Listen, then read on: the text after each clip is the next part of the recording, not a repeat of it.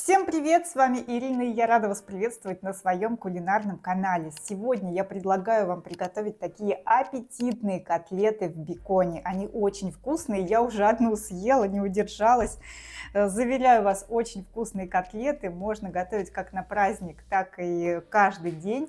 Поэтому давайте их приготовим. Для приготовления котлет я беру куриное филе, такой лоток, зелень, лук, яйцо, немного булочки, сыр, бекон, соль и перец. Сразу замачиваю хлеб. Лучше замачивать в молоке, но так как молока у меня дома не оказалось, я буду замачивать в обычной воде. Тоже так делать можно.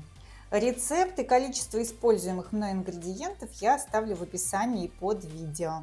Пару головок лука нужно очистить, вымыть и нарезать крупно, потому что лук мы будем пропускать через мясорубку. Вот такими крупными кусочками нарезаем лук. Кто не подписан на мой канал, обязательно подписывайтесь, ставьте лайк этому выпуску, подписывайтесь на мои другие соцсети, на мой Макс канал, его я активно сейчас развиваю, там провожу разные розыгрыши каждый месяц, так что присоединяйтесь.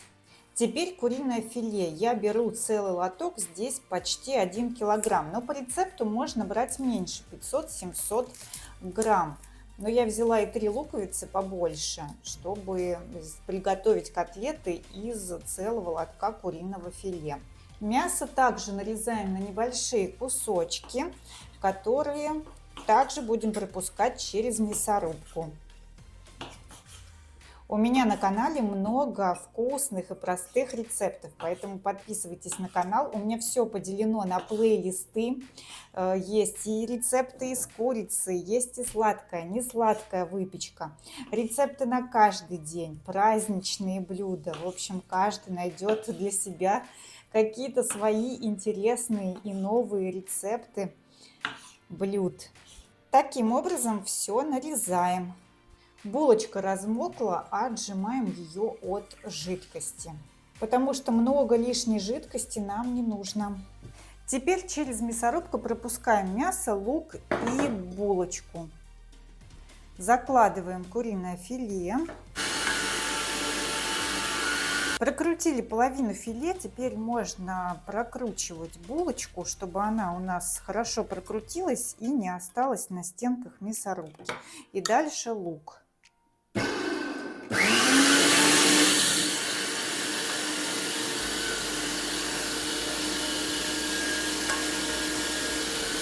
Теперь оставшееся мясо. В полученный фарш добавляем 1 яйцо,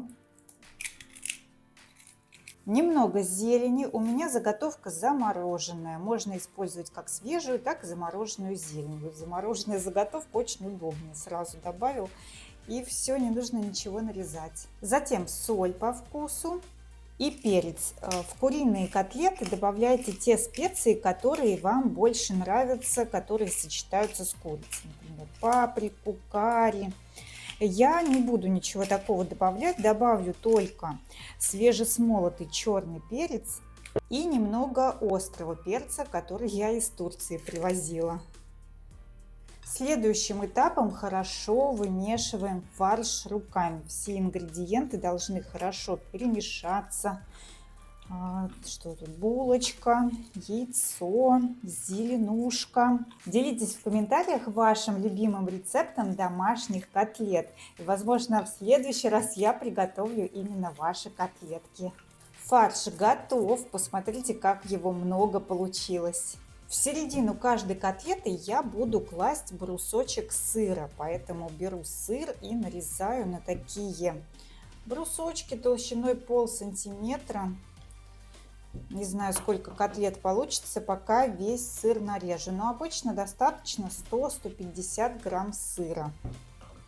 А заворачивать котлеты я буду в ломтики бекона.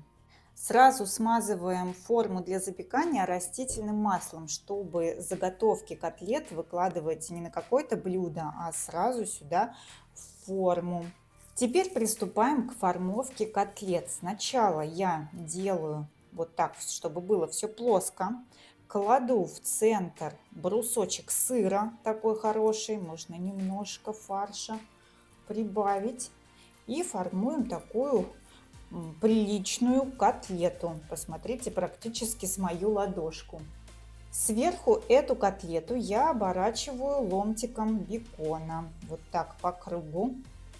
Так вот оборачиваем. Много бекона не нужно, одного ломтика на котлету достаточно. И таким образом формуем все котлетки. Кладем ломтик сыра. Формуем такую котлетку аппетитную. И оборачиваем ломтиком бекона. Все котлеты перекладываем в форму для запекания. Заготовки сделаны. Из данного количества ингредиентов у меня получилось 9 таких котлет. Отправляем наши котлеты в разогретую духовку до 180 градусов, примерно на 40 минут. Но лучше ориентироваться по своей духовке.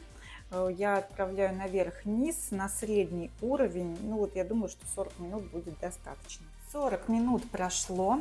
Давайте посмотрим, какие котлетки получились. Посмотрите, как все аппетитно зажарился, зарумянился бекончик. Вот, сочные, видно, что сочные, аппетитные котлеты. Теперь им нужно дать немного остыть, и только потом можно подавать к столу. Давайте посмотрим, что же здесь получилось в разрезе.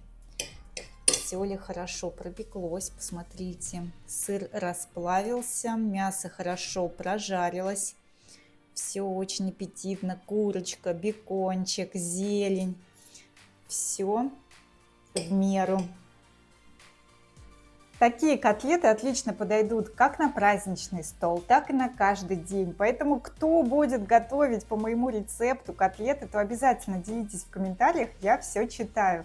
Но если в целом этот выпуск оказался для вас полезным, то обязательно поставьте лайк этому видео, подписывайтесь на канал, подписывайтесь на мой лайв-канал, на мои другие соцсети. И всем приятного аппетита!